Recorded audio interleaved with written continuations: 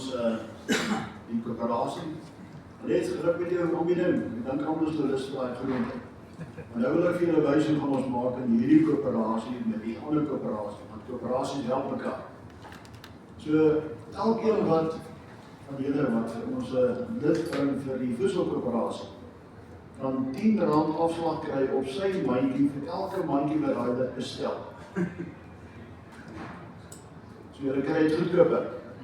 En as jy 10 sulke mandjies bestel kry, sal ons weer een verniet aflewer. Nou kom dit ons in, want dit maak absoluut sin. Hoe groter maak ons aankoop, hoe goedkoper kry ons die groente en vrugte.